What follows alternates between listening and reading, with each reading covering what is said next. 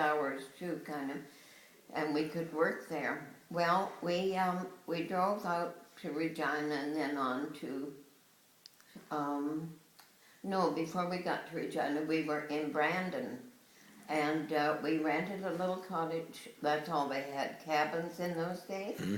And we rented a cabin, and it was $2 a night. And the girl that waited on me, it was in the grocery store, you had to go to apply. She said, "Do you know, Wilf Carter is your neighbor tonight. He was putting on a concert in Brandon." Yeah, it was in Brandon. And so, of course, Don sauntered over. He was sitting out. He was a nice big guy, you know. Don sauntered over and talked to him because Don was such a Wilf Carter fan. Yeah. Oh. And so Wilf Carter's wife and I did the laundry and hung it out on the line. You know. And anyway, Don had such a nice fit with Wilf Carter. And why it never occurred to us to go to his concert, maybe it was $1 or so, which we never had. But we never thought to go to his concert, but we didn't anyway. But we did meet him there, and we sat out and talked to him. And what year was that? That was 19. Let me back up. Did you say 51? 50. 50? 1950, because Don got out of the army in 1943. Okay. And we moved to. We went to Port Arthur, Ontario, for the J.A. Johnson Company. And Don was hired to manage the shoe store there at $25 a week, and I got $18 a week as his assistant, you know. Uh-huh. So and we really saved our money out of that too. And so then we figured the time had come, so we decided to buy a car. Don didn't know how to drive a car, he'd never driven one. And we heard that there might be a car over in Fort William, like they weren't very plentiful. So we went over. It must have been a Dodge. No, that's when we moved to. I think it was a Chev, 1950 Chev. And so we looked at it and we said to the salesman, "Yeah, that's all right, we'll take it. Can you deliver it?" Because Don couldn't drive, you know. And well, how old were we? 20, well, we were 21, we got married, about 27, I guess, something like 26. We couldn't drive the car, so anyway, we bought the car, and 2 weeks later, we headed for Regina. I remember when we got to the outskirts of Winnipeg, we decided we'd better park and walk. Well, it must have been 6 miles or something, you know. But I remember we got along okay. And, oh yeah, I forget now what I was going to say about, but anyway, he drove. Oh yeah, so then we stopped in Regina to see Don's parents. And then we went on to Alberta to go to Red Deer, and that was in Brandon, where we're on the way. Oh, yeah. No, the Brandon part would have been before Regina. Right. Yeah, anyway. Yeah. But when we saw Wilf Carter, he told us to be sure and go to this little town in Alberta called Innisfail. It was a wonderful, wonderful town, and to be sure and go.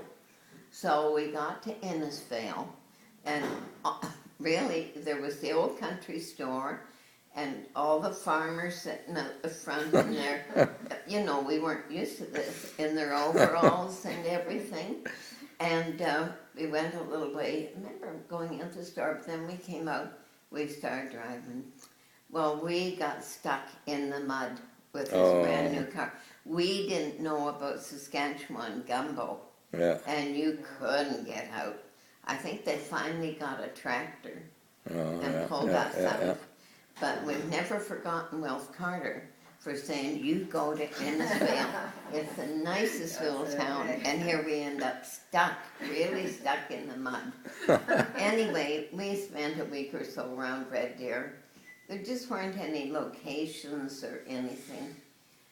So we decided to go back to Ontario and go back and work for J. Johnson. We knew we'd get a job with him somewhere managing a store. But then we got back to Regina, and Don started selling real estate, or trying to, and I got a job at the hobby shop. So we didn't go back, you know, we stayed there.